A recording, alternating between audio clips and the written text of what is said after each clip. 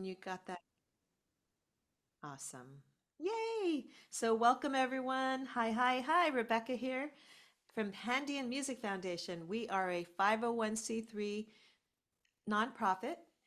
We offer free online educational workshops and programs and a wellness resource to help improve the music industry landscape and foster more attainable and sustainable careers for emerging artists, regardless of socioeconomic backgrounds or identity. And I just want to throw in also too, we are also helping so many cool young people. We just threw on three teen camps this last June, one for music production, one for band, and one for songwriting. So we are definitely focusing um, on the Los Angeles School District right now and bringing in some of these cool kids in person at the recording studio of Erstar Creation Center. So that's a big yay. Hello and thank you for people that have been following us on that. And today, yay, we got Eric Kalver. He's an award-winning music supervisor, music director, songwriter, arranger, and drummer. Look, you can see his cool drum set behind that has worked on popular video games such as Tony Hawk Pro Skater 1 and 2, Call of Duty, and Guitar Hero Live. We all love Guitar Hero. Wow, that's so cool. He's also worked on advertisements for Netflix, Cadillac, Capital One, and the popular children's brands Chameleon. I think I'm saying it right. Cocomelon. Cocomelon. Cocomelon. Oh yeah, Yeah. yeah, Cocomelon. Yeah, you know what it was the way it was spelled. Okay, Cocomelon. That's Yeah, that's the people don't realize that's the official way to spell it right, because it's right, like two capital C's and that threw right. me when I first got there. Definitely. So I get it. It's not easy. So you probably remember working with uh Justina? Yeah. Yeah. So Hmm. yeah, I know that. Anyway, and she's also been one of our mentor workshops late Oh, great. at one point. And you worked with Little Angel. Yeah. So welcome, welcome, Eric. Tell us, I know I just covered a tiny bit. What can you tell us a little bit more about you? And we're all excited to have you with us today. That's it. We got it. We're We done. got it? No, no, no, no. Tell us a little more personal stuff. Yeah. A little Sure. Well, thank you for the intro. Nice to meet everyone. Thank you for coming. So I have been in the Los Angeles music industry for 15 years. I've lived here for 15 years. I come from the East Coast. I'm from Rhode Island. If anyone from Rhode Island? No, exactly. We're the smallest state in the country, so I highly doubt it that I'd meet you. Maybe you're from Rhode Island, but anyway, I grew up in Rhode Island. I'm an interesting background. I come from a family of entertainers. My father is a professional magician. He still is, been doing it for 55 years. My mother used to be a clown. That's not how they met, before you ask. That's awesome. But yeah, so I grew up in a very big children's entertainment. Yes, I do know Steve Sharp. Steve Sharp's in Rhode Island now. Good point in the chat. Um, so I come from this background of magicians and entertainers and performers. I did musical theater growing up. I was on stage with my father and on TV when I was 5 years old, doing a segment on the East Coast, the Northeast version of Bozo the Clown, if anyone knows what Bozo is. So there was a Bozo in Massachusetts, and I was on there doing a segment with my dad for about 3 years, between the ages of 5 and 7, 5 and 8, and my path was always entertainment, but I didn't know what magician. I should just clarify, not musician, magician. I saw the chat. Everyone gets that confused. So magic, as in like abracadabra and whatnot.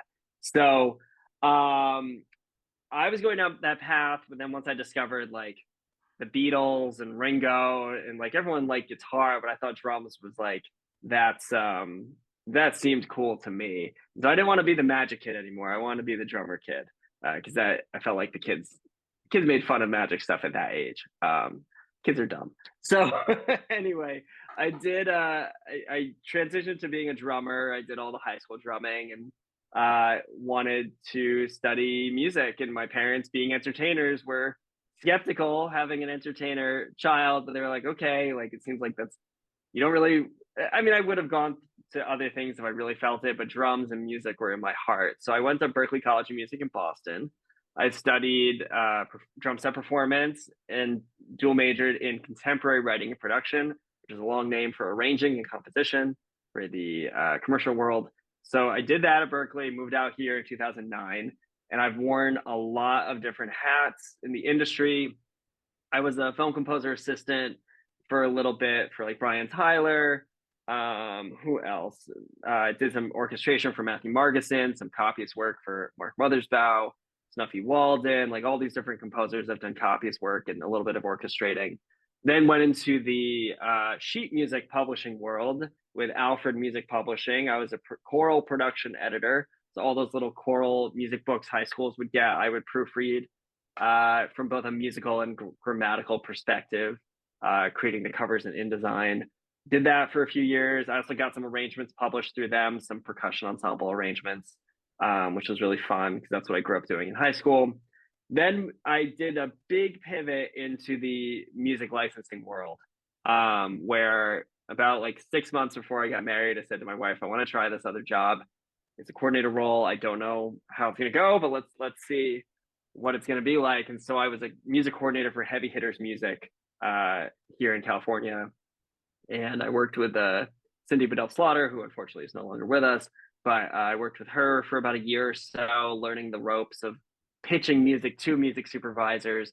And with my experience of being an arranger and composer, working with songwriters, giving them feedback of what I think could work for sync. Did that for about a year, then got into the other side of music supervision, which is the choosing side, which is the sexy, glamorous side. And so I was the music coordinator at Activision, working on Guitar Hero, where I licensed over 1,000 songs. That's no joke. I licensed a lot of songs. I pretty much knew every label and publisher. They knew me. Luckily, my email at activision.com opened some doors. So they were like, yes, we want to talk to you. So that helped me learn a lot about being organized and having a plan and learning how to license songs, understanding terms, understanding negotiating. And so it was really fun. I was working on Guitar Hero was my main thing, but I also worked on Call of Duty stuff and Skylanders and Crash Bandicoot, doing marketing assets and whatnot. Moved into the advertising world as a producer for what do they call it? Music and strategy. I was with them for a couple of years, producing music with composers, and doing a lot of clearance and licensing, which was very urgent and fast, where they tell me at 10 o'clock the night before that they need a quote on a song by noon the next day, East Coast time, which means I was running around my head cut off trying to clear songs and getting quotes. I even I did a lot of creative stuff as well. I got some vocal direct Samuel L. Jackson for a Capital One commercial, which is interesting. Just what you'd expect. Did that, worked on producing some music for a Netflix trailer for, oh my God, what's it called? That show that had Pedro Pascal about the drugs and stuff like that. What's it Oh, called? was that the one where it was like post-apocalyptic? No, not Last of Us. This was before that. Narcos. Thank you, Narcos.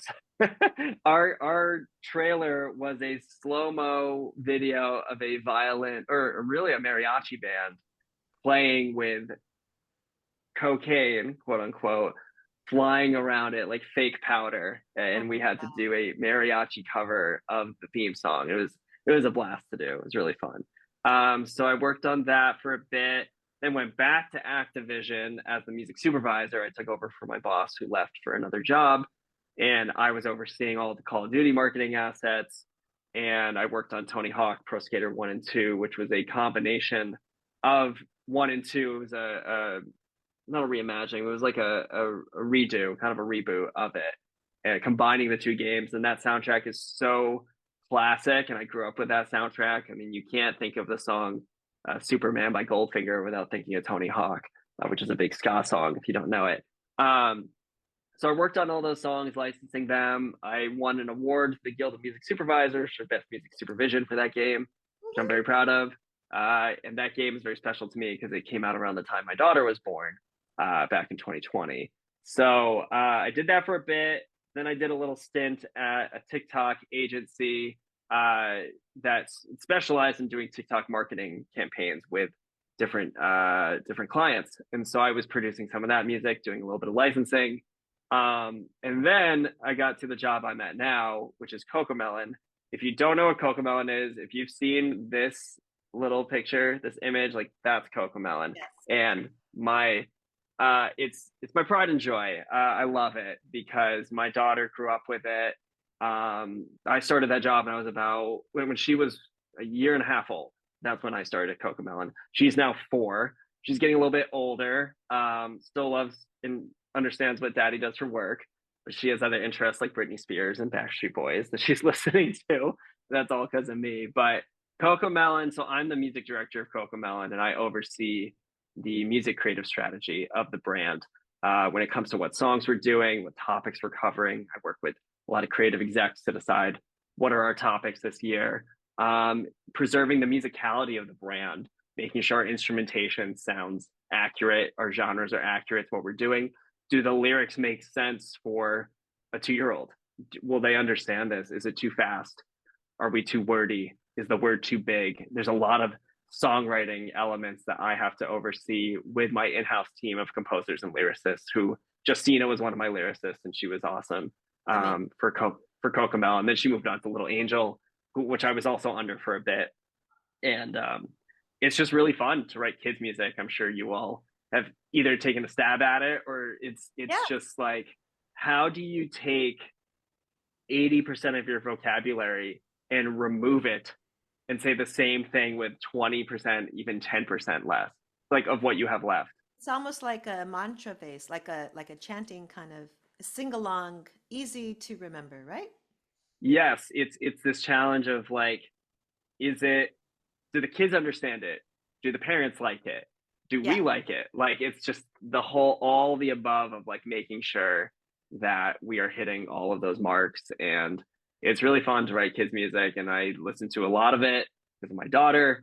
I grew up as a kids entertainer with my parents, so it's like when I came to Cocomelon, this is my life. Like this is what I do. This is what I grew up with. So as you can tell, I've come from a lot of different aspects of the business, and I also am forgetting the big elephant in the room. I am still a drummer. I'm still a composer. I do gigs.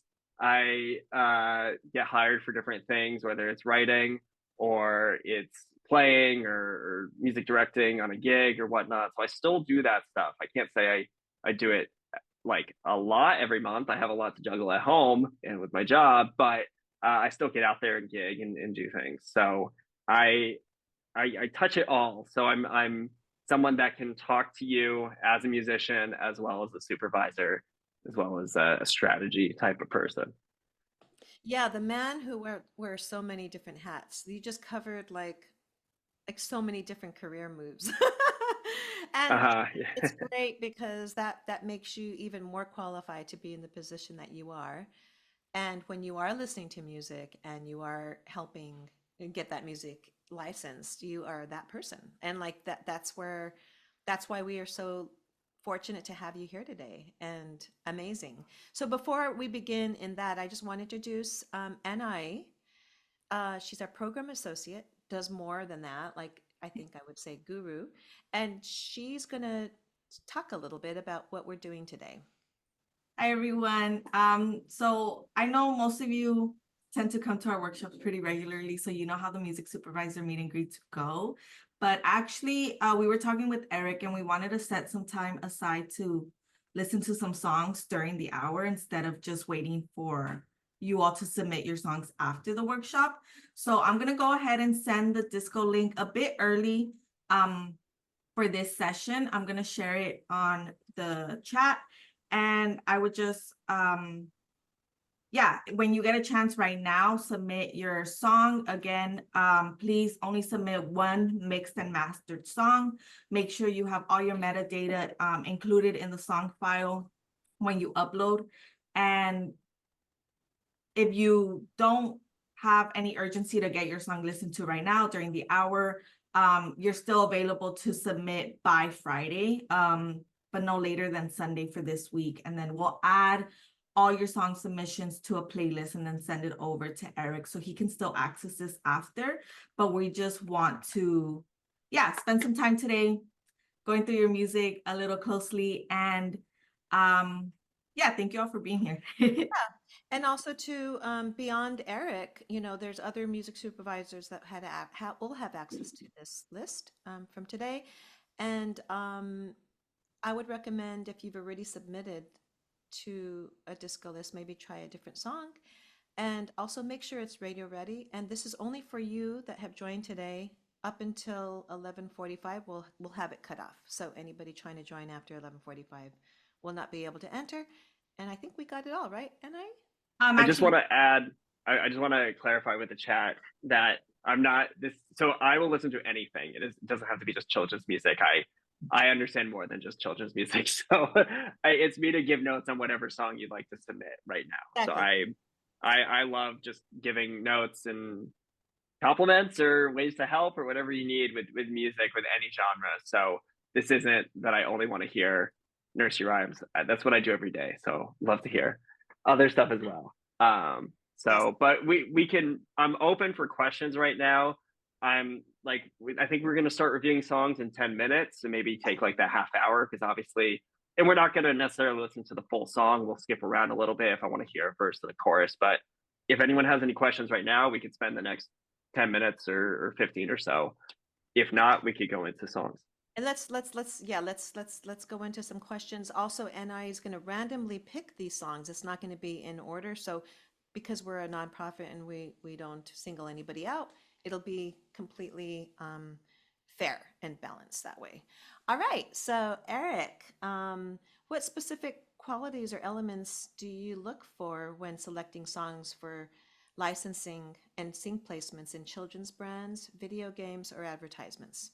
Ooh, good question. I think it all depends on what exactly I'm going for, whether it's video games or Cocomelon or advertising. But I say let's put Cocomelon aside for a second. That's very specific. Let's just talk about video games or advertising or film and TV. To me, there's a couple of things. I would say the most important thing is authenticity and being true to yourself when it comes to the music.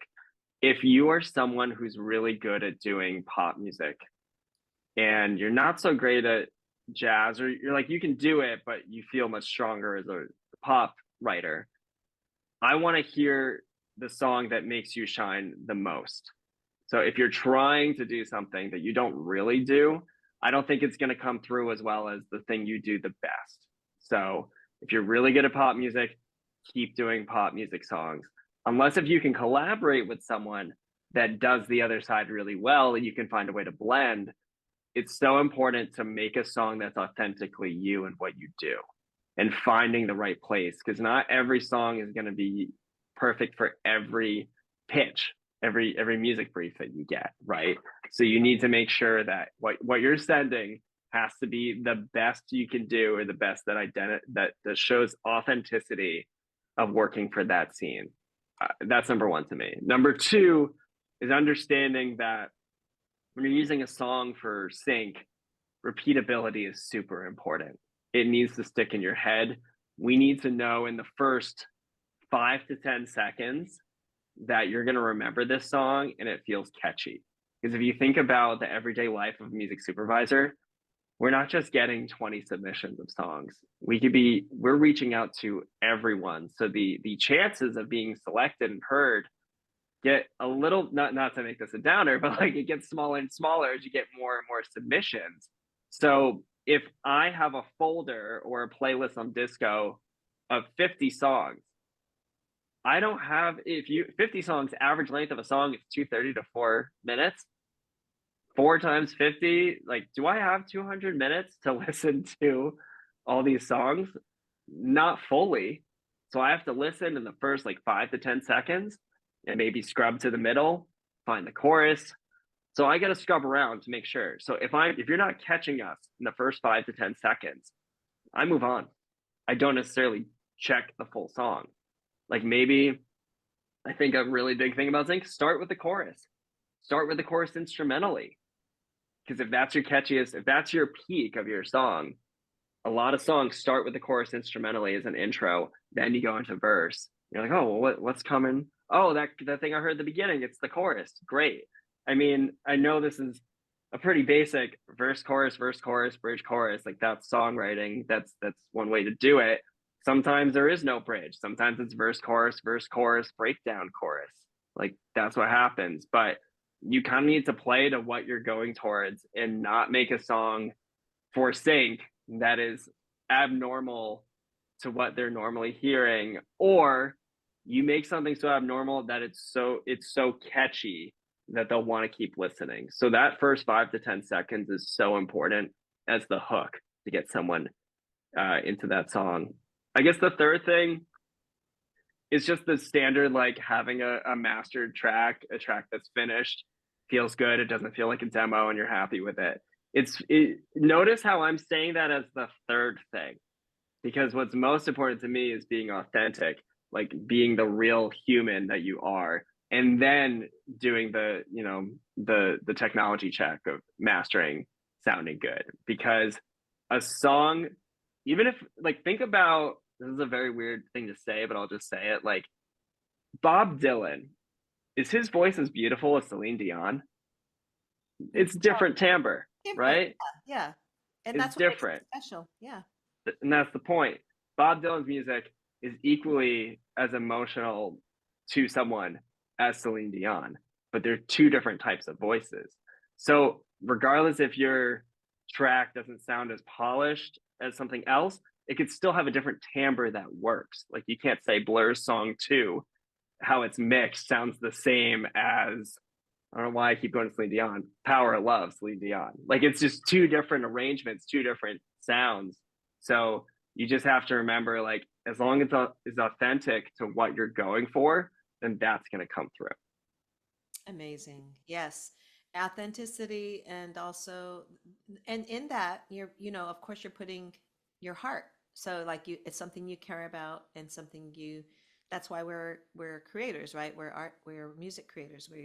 We want to share that. So what advice do you have for independent artists, like in this group or anybody around, trying to connect with music supervisors online or at an in-person event? It's a different answer for 2024 versus 2019. I will say that. I Which feel 2024 is like an ass kicker. I feel like there was 2019, and then there was 2020 to 2023, and now there's 2024. There's like 3 different periods, I'd say. I'll just be completely honest. Like this is a difficult year for entertainment. I'm sure we all know. There's just a lot of different things going on in the industry of how we're consuming music, or how you even talk to a music supervisor about how to get your songs in there. I think it's being aware that it's going to take time to get back to where we were before. But I think now it's an opportunity to continue honing your craft of making a song that feels special to either multiple types of shows, or specific shows, or specific genres. I think the days of DMing people on music on Instagram or Twitter, like you can still do that kind of stuff, but it's all about, like, I think you need to look at the point of view of the music supervisor on these emails or these Instagram messages or Twitters. Like what are they using their Instagram for? Is it for personal use? Is it for being a music supervisor? I know sometimes people have 2 different accounts so that their personal doesn't get blended with their business. I think it's just feeling what's right for the moment. And if they're saying, I'd love to hear some new music, what do you have? Like, then give them new music. But if you're commenting on someone's post about someone's wedding, or someone had a baby, and you're like, hey, check out this music, like that's obviously not the right time to be doing that. Or they put something personal in a story, and then you comment and say, like, listen to my music. It's just, you got to know the right place and time. I think in this day and age, a personal connection is way more important. And I know that's easier said than done, but when you go to these events, it's almost like not talking about the elephant in the room and just getting to know someone as a person. I really think having a personal connection with someone is way more important than just like handing your business card and just like use me or like here's my demo or here's the like I think you really need to establish a bond and an understanding of who they are as a person before you can get to that point of hey, do you need music? It just feels less of a hard push and a hard sell because music is very personal to everyone. It's subjective to everyone. You never know whose taste works for you or if your music works for them. It's like it's just a long conversation of figuring out people and what they need. And you also need to do your own research of like if you're going after someone who doesn't place any songs in their show, like don't waste your time trying to feed the music that they can't use. Or if there's someone who uses a certain genre and you don't do that, but you're still pitching your music, don't waste your time doing that. Find the people that are going to use your music. So it's a strategy. It's a business strategy on your end to figure out like you can't just, you know, put your seeds in every pot to try to fill it and like you've hit all 100. You have to find the pots that will grow and give you that success.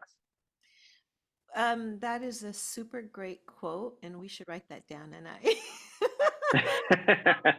I, I love the seed idea because I mean you can't plant something that needs a lot of water and shade in some place like Arizona, like that's full sun all the time, or even in your own garden. So you need to have that sensibility and the research. Like I know you're already doing so much. You're creating radio ready music, and that's already a lot. But just as independents, and if you're doing this solo without, a music group or A&R, or whatever, you need to be thoughtful. And I think that's how you become successful.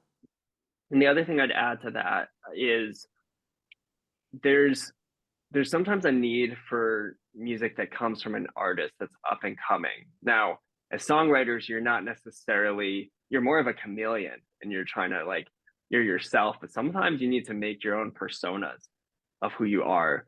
So, you know how I was saying earlier to only do the genre of music that is true to you? Well, sometimes you can do other genres, but you can't be the same person. You kind of need to wear different superhero costumes. Like I know some people who have four different personas of like, this is where I do my pop punk music. This is where I do my soulful music. This is where I do this. And they have different names for all that.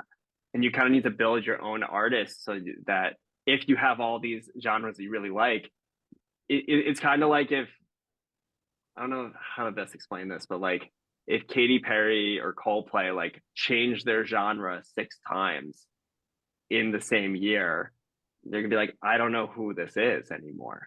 Like I know they've evolved over time in 20 something years, and that's fine. But if you release like 6 different songs that are different genres under the same name, it's gonna be hard to define what kind of artist you are and what people want to select.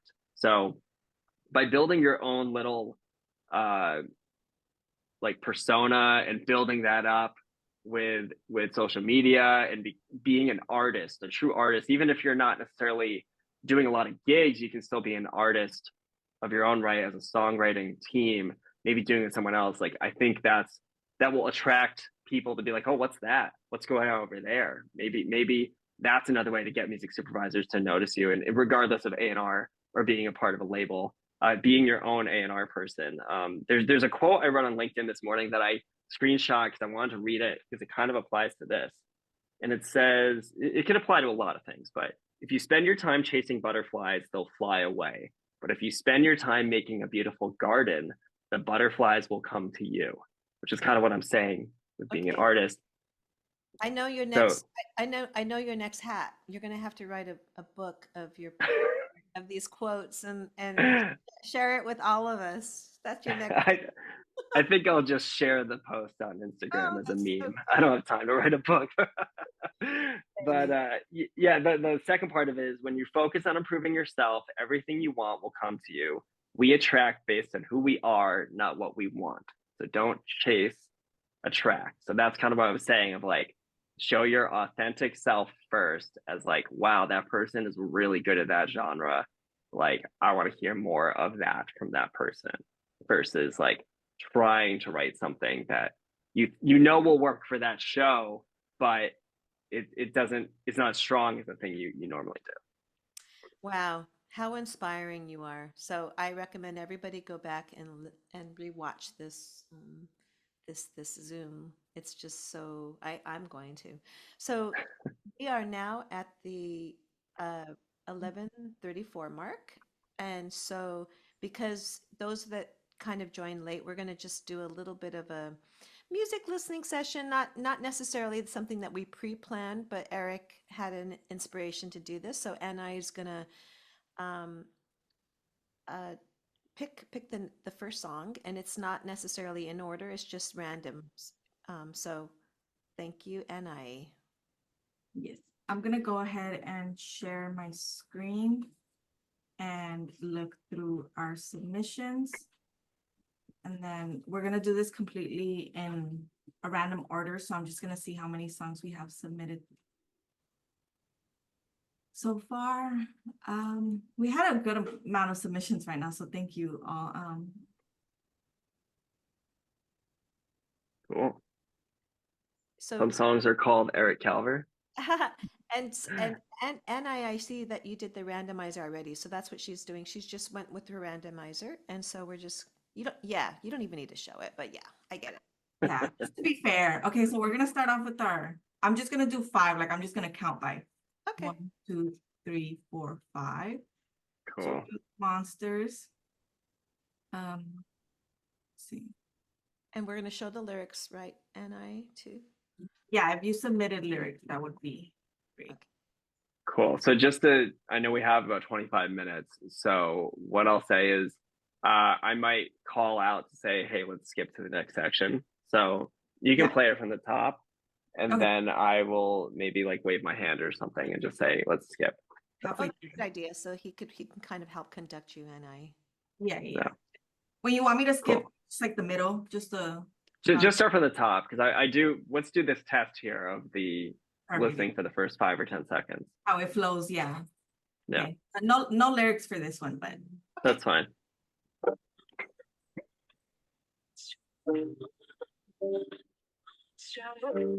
You know what? Sorry. How about this? Because the quality isn't coming through that great on my end. I should probably open it on my end so I can hear it in the best quality. Okay, yeah, I'll share this link with you. Great. Yeah. Private share with and I.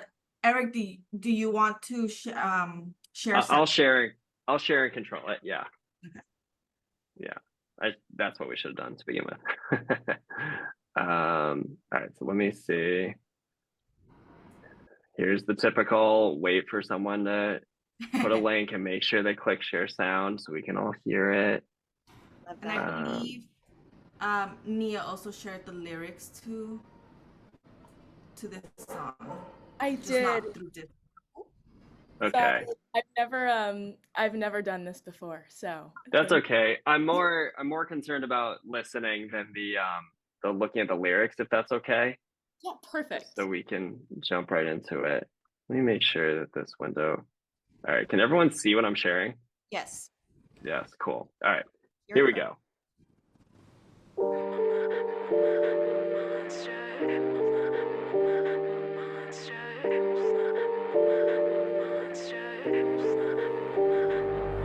I just wanna fit in, wanna win my mission, wanna show the world that I can make some good decisions. I just gotta do what my heart tells me. And I'm sick of quitting, sick of being hidden, sick of living life like we're living in a fiction. And well, this two worlds overwhelms me. They tell me that everything I thought was real don't feel right, 'cause I'm a different kind of breed, bad but right. And once they smell me, well, there'll be no telling. And have you ever felt the chill at midnight? Have you ever seen a monster take flight? 'Cause once they're summoned, they're coming. So keep running from the monsters. Cool. I'm gonna stop it there for a second. This is cool. It's a very cool track. This is who uploaded this? Nia. I did. Yeah. Hi, Nia. Thank you for uploading. This is awesome. And now I just want to be clear here with my notes that what I'm saying is more of an opinion. It doesn't mean you have to do this and you'll absolutely get placed and you'll get millions of dollars for this. But I'm just saying, like, this is just my opinion here of what I'd say. And if this is a song that is your own song, like, I don't want to ever change what that is for your own artistry. But when it comes to sync, what I would say is the length of the song is 3 minutes and 46 seconds, right? I'd say that gives you opportunity to try different sections for sync. But what I will say is the intro, I think, could have started a little sooner, just a little bit. And I know that you're setting mood for, as an artist, for what this is going to be. And I'm going to say a lot of groove things as well, obviously, because I'm a drummer. So I'm going to think about that. But I would maybe set some groove a little bit sooner, because like there's a little bit of it in that pre-chorus thing. It hits real hard in the chorus, which I like. A really good thing for these days, which is what Nia is doing, is the blend of genres. You have a rock groove paired with synth stuff as well as some moody stuff. I think that's great. I think the blending of genres is really important to save rock and roll, because rock and roll isn't as relevant as it is nowadays. But I really like where you're going. I just want to listen a little bit more in the middle. Let's see. Zeus to that Poseidon, gotta show Okay, the world good. we can find us both of lightning. Well, no wonder. Good, because so you bring groove into the verse of the second one, which is great. As an artist thing, great, but I'd say as a there's kind of two. So here's another way to think about this. You could have your intro, which is basically a loop of your verse, and then your verse doesn't have groove. So you're actually kind of doing what I was going to say. You have so many repeated sections that have different editing points that even if they wanted to use verse 2 as verse 1 for whatever edit it is, you're going to mute that vocal and you have a version of the verse with a groove. So I take back what I said earlier. You're doing the right things. Okay. So, and that's the big thing, having those stems available of a full mix, an instrumental and a vocal only. That way people can make whatever edit they want to do. So that's what Nia's presenting here. She has some verses without groove. She has some verses with groove. I'm assuming based on the waveform, it gets bigger and louder and you have a long chorus. And I can see right here, there's a little breakdown and then you go down to the chorus. Is that correct? Correct. Cool. Great song in terms of the feel. Lyrically, I know we can't dive into every single song today, but can you just give me a summary of By Monsters? Is it about a relationship or is it about people? Yes, it's inspired by Greek mythology. So all the lyrics are actually telling the story of Perseus, because I like Greek mythology. So there's all the Zeus and stuff and the monsters that they're running from. Are the lyrics generic enough that you don't name drop those people? They're not in the verses, but they are in the choruses. Okay. So that's the thing to be careful with when it comes to a universal song. This sounds silly, but if your show is about the Roman Empire, and this is about Greek gods, that's not really going to work. You need a rewrite of that chorus. Or if it's a show that, like, the topic of the scene has nothing to do with Greek gods, where you're going to go, right? So just be careful. What's super important is that your choruses, especially, out of anything you write lyrically in this song, the chorus has to be universal to anything that could use that song. If that song works on 10 shows, awesome. To me, this could be one show or maybe none if there aren't any. I know there is a Greek god show on Netflix that's coming out in the next month or so with Jeff Goldblum. That's already made. And who knows if, like, so you just got to think about, like, what's the most universal way to say the same thing without name dropping? Can you say he or she instead of the god's names? Can you say you? Like, well, maybe think of stuff like that. In the choruses is where I don't name drop, but I do name drop in the verses. So definitely heard. Thank you. Look at that. A perfect example of a sync track. Very cool. Nice work, Nia. Thanks for sharing. Thank you, Mia. Thanks for listening. Of course. Okay. How do I go back? Do I just do was what I was sent? Oh, it's specific. How about this? Why don't you send me the specific song link and I'll open it and share? I was just about to say that. I'm sending you the next one, which is, I just had it. This is Just Now by Annie Minogue. Yeah, I just sent the link. Cool. Is this Annie Minogue? Are you related to Kylie? Wait, Kylie Minogue? Yeah. No, I'm not. Not at all. You wish. I do. Yeah. Okay. Let me grab the song. And I talk a lot. I apologize. I know we have a little bit of time, but I will. That's your job. That's your job. Okay. Cool. All right. Here we go. You wait. I know what I didn't do. Oh, I did do it. Okay. Cool. All right. We're good. We're good. Just give me a thumbs up if you can hear it. Here we go.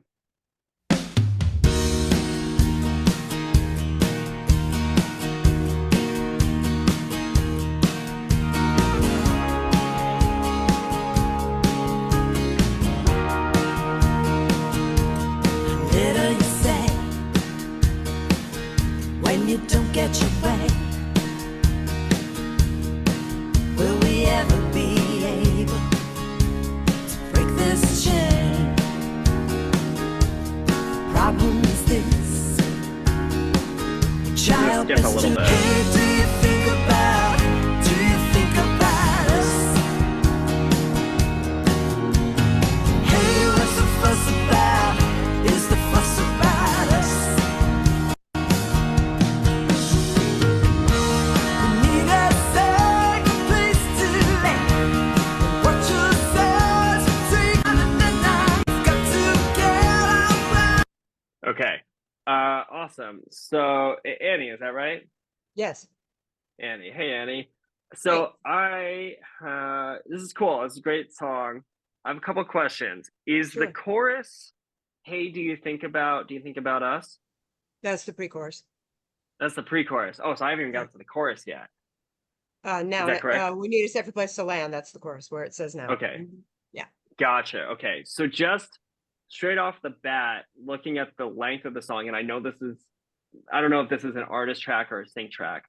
This is a very long track. It's 4 minutes and 36 seconds. And to me, to see that we're getting to the chorus at 1 minute and 23 seconds is a pretty long time, especially with the way the arrangement's written with the chord progression. I thought we hit the chorus, and now we're about to hit the chorus. So let's listen to it for a second. Let me back up. Hey, what's the fuss about? Is the fuss about us? The pre-chorus. We need a safe place to lay. So is the chorus progression the same as the verse progression? A little, well, not really, but Is it starting on the same chord or similar chord? Because it's a minor chord. Yeah. So I think what it is for me is that I'm looking for the escalation of the song to hit this mountaintop at the chorus. Like, I think I was waiting for it to like open, like to get to the major chord of like, we need a safer place to land.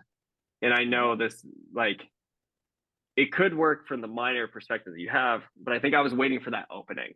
And I think that's why I was lost into, did we hit the chorus already? Is the chorus going to be this mood one? And so I think your lyrics for your chorus, we need a safer place to land, watch us as we take a stand, with your finger in the dam, we've got to get out while we can. I would see this as like the light shines through, we need a safer place to land. And that's the emotion of like, let's get there. And for me, I kind of zoned out a bit in terms of I think the groove is great. I like it. But I think for me, I was waiting for that opening to happen. Does that make sense? yeah. Mm-hmm. Yeah. So I'd consider, obviously these lyrics are not all just happy-go-lucky. There's a problem and you're trying to go against the problem. But I think we need to sonically paint that picture of where we're going towards that mountain, than just feeling this sense of like, things suck and we need to get out of this. We need to take a stand. But that's coming from a sync perspective. If from your artist perspective, this is where you're going, that's great. But from a sync perspective, I'm listening for that progression, because otherwise I think I would have moved on in terms of feeling that it's looping a lot. Does that make sense? Got it. Thank Cool. you for listening. Yeah, of course. Thank you, Thanks, Annie. Annie. All right. 11:48. Maybe we could do like one or two more and then maybe open it up to some questions if people had questions. Perfect. You're Cool. You're great. So, Annie, who's next? And send it to Eric. There we Just go. sent the link in the chat. This is Christmas Train by Jessica Turner. Perfect. Okay. Is Jessica here?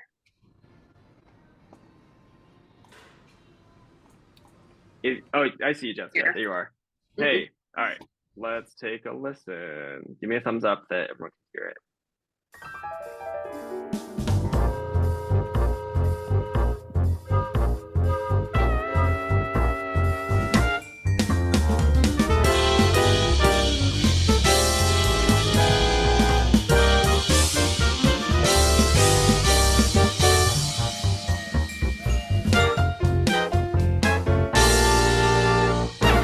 Come all aboard the Christmas train. Come all aboard the Christmas train. Leave your cares and worries far behind you.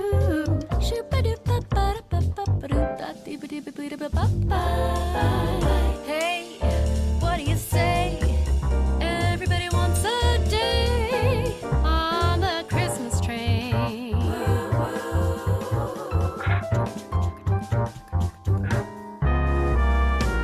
You'll find 100 million things like dollies and he shop around the corner. Yeah. Bows and ribbons, twinkling lights, wide-eyed children. We know all too well, won't sleep tonight. Gather around. Wow. What an arrangement. That's awesome, Jessica. That's Thank really you. cool. Thank you. Let's talk about sync and jazz music. Tell me about you as an artist. Are you mainly a jazz person or did you write this specifically for sync? I am a jazz artist, yes. Yes. Okay. So the role of a jazz artist or the role of jazz in the current decade or whatnot is a bit of a difficult thing to find. It's almost like the more old sounding it is, as in like did it come from the 60s or 70s, to listen to it now makes it feel vintage, right? So it's almost like it's too bad this was recorded 40 years ago because it would like have this vintage idea to it. Jazz now is very tough with the types of shows you're watching unless if it's specific to Vegas or it's specific to a certain place that has jazz. Now, can you tell me in a few words, what does Christmas train mean? What is a Christmas train? It's a ride, like it's just a ride through childhood memories, through just the magic of Christmas. It's nostalgia. I like that. I like that. That's cool. So now that you've explained that, there's one big elephant in the room that's pigeonholing this song for sync. Can you tell me what that word is? Christmas. Christmas, yeah. It's the word Christmas because Yeah. there's only a certain time of year that this song can be used. True. So, and I'm just gonna say this: like, you're almost safer to call this a holiday train, or you call it and this is a clunky word, but like the nostalgia train, or like something that's more about Memory train. Memory train, or something like that. But you could have an alternate version that's the Christmas train or the holiday train. Like you could have 4 different versions of this song. Awesome. That doesn't just go specifically to Christmas. Now, in terms of sync, because I definitely hear this as an artist track, this kind of reminds me of my friend. You know Aubrey Logan? Have you heard of her? No. She's a jazz singer. Check out Aubrey Logan. She's fantastic. This song for sync, I would almost rearrange as a song that's more upright bass, acoustic guitar, and maybe some hand percussion.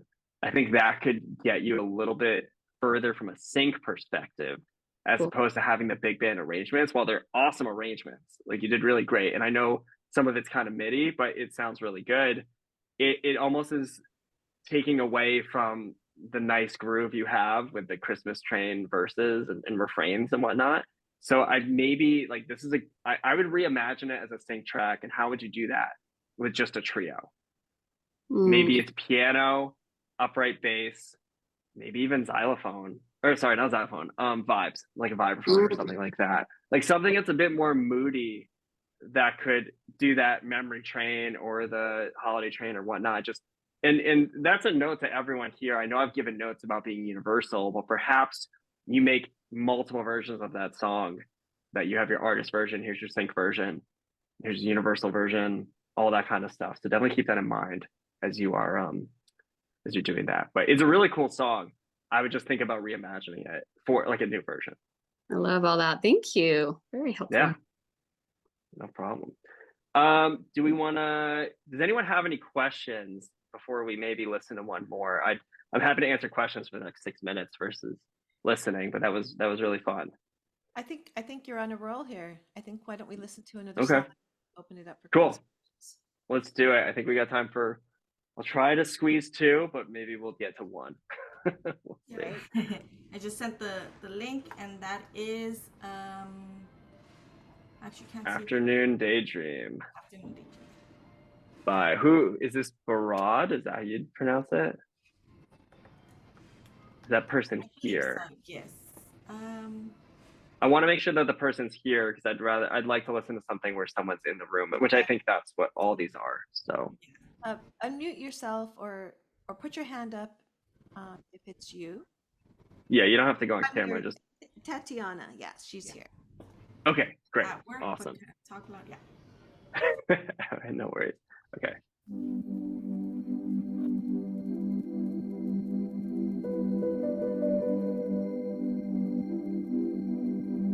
Don't open my eyes. Still got mountains to climb, gravity to defy. Leave me frozen in time. Do I have to get up if I don't say goodnight? I don't care what the sun is saying. Afternoon, still exploring my mind. It's too soon. I'm not ready to rise. Don't bring me back to life. I'm still riding this high. Don't wake me up from this afternoon daydream. Awesome. This is great. That's a great track. You can't, the dream sequences or just dreamy music is synonymous with waltz 6-8-3-4. It's just so floaty and cloud-like. That's really cool. This is Tatiana, right? Yeah, this is great. I love it's like a 1-6-4-5 type of chorus, something like that. Very reminiscent of like an Earth Angel type of vibe. It's kind of like a modern Earth Angel, if you will. It was great. I really like it. I don't really have a lot of notes. It's really good. The one thing I would say, just as a weird sprinkle of this, and this is something to think about with everyone, and this is no offense to this type of track.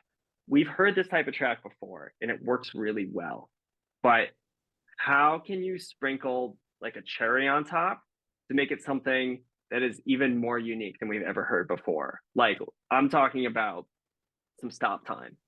Like, yes, this is dreamy, but maybe like right before your vocals come in, it kind of like comes a vacuum of like a crescendo that kind of stops, and then your fill kind of goes you know, like adding those type of little arrangement effects to it will make everyone, because if you just listen to that for the first 20 seconds, it's the same thing over and over, which I was in the mood, but some people may be like, this is kind of boring. But if you did something that just kind of stopped them in their tracks, like, whoa, what was that? Let's hear more of that. If it was like like that kind of catch and release type of thing, I think could help with I've heard this thing before, but oh, that's something else. And then maybe for the chorus groove, there's something like a drum sound or a guitar that's opposing what the vibe is, but adds something on top, like that cherry of like, oh, I've heard this vibe before, but I've never heard like a guitar on it that has such heavy fuzz, or like there's a snare that comes out of the mix that you're like, whoa, it's like a metallic, like hitting a brake drum, but like I didn't expect that. Like maybe there's like tiny little elements you can add on top of this of like that breaks out of the mold. But other than that, like it's really cool. It's a really cool song. Yay. That's great. Awesome. So it's 11:59. It's up to you, Eric. I can go another like 5 minutes. Again, if you want me to do one more listening or open to questions, either one. I am. It's really what you want. I think that the group is probably those that need to leave will leave. So who wants me to answer questions? Raise your hand. Oh, Michelle. Use the reaction. Or you have a question, Michelle? Go ahead. I can answer a question. Oh, no, I don't have a question. I just wanted to hear them. Oh, I see. Oh. Yeah, it's really nice session. Thanks, Eric. Of course. Thanks, Rebecca. Yeah. Yay. So then who wants to hear another song? Raise your hand. All right, let's do it. Let's do some listening then. Cool. Let's do one more. Okay.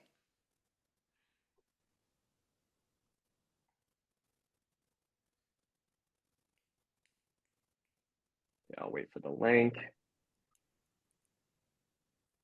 Thank you all for having me. I hope what I say is helpful. And again, it's suggestions. Big time, big time. It's always Cool. nice to hear your perspective on this. So it's great.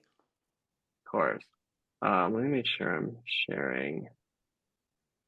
Cool. Glad to hear it. Okay. Great. I will say, just as a quick aside, and I saw some of the comments, and thank you so much. I've spent a lot of time in my career learning how to translate notes from people who can't speak music. And as being a drummer myself, I have to translate that a lot with singers. I remember at school, someone would give me a lead sheet with a chart, and they wouldn't know how to describe the drum groove. And I would say, just do your best, like just beatbox it, don't be embarrassed. And they'd beatbox it, and I'd use my experience and say, do you mean something like this? And they're like, yeah, that's exactly what I wanted, or a little like this. So that's my job. That's what music supervisors, from my perspective of knowing music, has to do. I have to translate. If they say I need something green, what does green mean? Or I need something that just has more pep. Like, okay, I need more than that, but that's how I have to figure out how to do this. So I feel like I've had a lot of experience giving notes and understanding how to talk from one end to the other. So that's where I come from with all of this. All right, let's do Drift. Antarctica, you shattering gateways, you are my heart. The broken shards of glass that drift apart. I see my life play out in broken glaciers. Not only us, but the drift had already begun. I'm melted into the sea. The rising level of me. I tried so hard to be frozen, but I drifted farther apart. I tried to love you, but you broke me down. I drift, I drift, I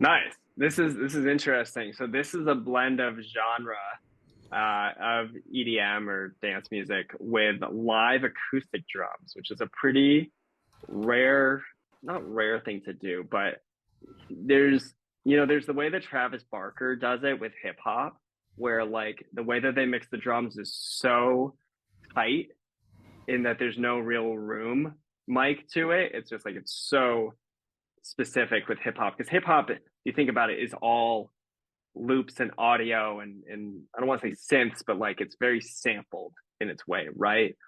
But when you hear this stark contrast of EDM synthesizers with a live room drum kit, that's where you kind of need to find that balance of like, I'd say it's almost a bit too roomy with the drums, where it's kind of taking away from the aesthetic of what is trying to be accomplished. That's not to say that it can't work. I just think in what we're accomplishing here, my bigger question is, what is the goal of having live drums with the EDM? And I guess I want to ask, who wrote Drift, or who submitted this? That's me. Hi, I'm Ashley Awesome. Wilson. Hey, Ashley. So the feedback you're giving about the drums, I was expecting, but also because you're a drummer, and it's sort of a first major logistical production project for me. So I've revisited the mix and also the drums themselves and other versions of ways of interpreting the beat. So yeah, I think that it's going in two possible directions, a very electronic sound and then a lot more acoustic sound, rather than that kind of hybrid area where it's like a mix of the two sounds. But yeah. Totally. And, it's easier said than done to be like, well, just do it again. Like, it costs money to hire a new drummer or to have someone do that thing. So my suggestion to you, if this is what you were going for, that's great. That's awesome. To me, that's just what I'm hearing. So what I would suggest is maybe putting a filter on the drums, like, so that you don't have to re-record it. I think the groove is there, but maybe there's something you can do sonically to give it a different feel than the room. Because to me, I hear a garage band drum set and then I hear EDM, and that could work, and I could be completely wrong, and it's going to be the biggest hit ever.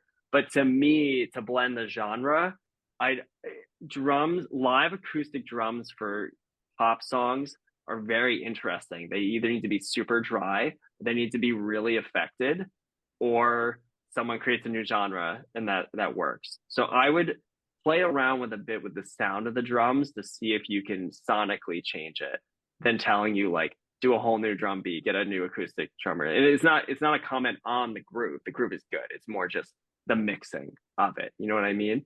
I think from an earworm perspective, I really like it, and it builds really well. And I think you do the EDM thing of building to a chorus, where the chorus lyric is like said once, you give it a lot of space, and then you say it again. Like, that stuff works exactly for EDM, and that's kind of like your oh my god, I'm blanking on it, when they drop the beat in the dubstep or whatever. I'm forgetting the term of what that was, but drop. Yeah, but The yeah, drop. you know what I? Yes, thank you. So, but yeah, I think it's cool. I would just kind of look into that and see what other ways maybe you can play around with the drums. Yeah, definitely. I appreciate that feedback. Thank you. Yeah, no worries. Cool. All right. Well, the drop. Thank you, Lee. Cool. Thank you all so much. That was really fun to listen to all your music, and I hope I was helpful with all of your questions. You can find me on Instagram as you put in here. It's Ewick Dwums. Simple as that. Take out the R's, put some W's. Sound like a baby. So that's my Instagram. You can find me there. I'm not always I'm not super responsive at times because I get a lot to juggle, but I will try my best if I can respond. But it's been a pleasure to meet all of you. Yeah, and if you do reach out to Eric, you can just mention that you're in this Zoom, and he might, he'll be able to place you in his thoughts when he gets that. Fair point. I might remember and listen. I remember. And also too, thank you, Eric, because you put yourself out, and we tried something different, and that's awesome. And I love that everyone was excited about, our switch and everything. So thank you again for that. And just really, really, just it's so inspiring hearing your story and being so honest with us, and just we loved having you with us today. So once again, if you really want to go back and take a listen to this, there's going to be a replay, and it looks like we're going to do Ask Me Anything. So you want to talk a little bit about that, Anai? Yes, hi everyone. Eric will be doing the Ask Me Anything thread on our Facebook Creator Circle. As always, the comment section will stay open until the 12 p.m. Friday.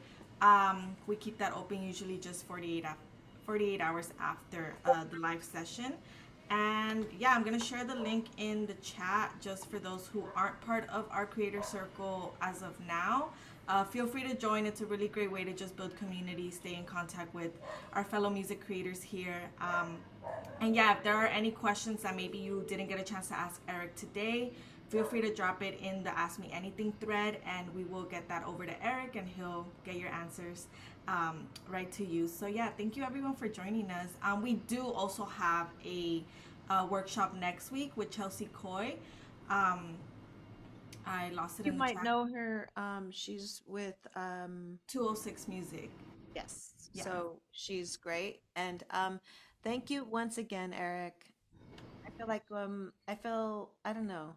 I feel like we got a better view into your world, and also we feel more connected with you. So not just a person that we're following or listening to, but you No, yeah, shared some great insider information about your personal being, and thank you for that. yeah, Of thank you course. so much. This has to be Thanks for one having of me. my favorite workshop sessions. This was Yeah, amazing. yeah. Oh, wow. So Thank you you. everyone for coming and being open-minded, and we love you, and we'll see you next week. And thank you, Eric. We're gonna get you back one day. Sounds good. Thanks, everyone. Bye, Take everyone. care. Thank you. Bye.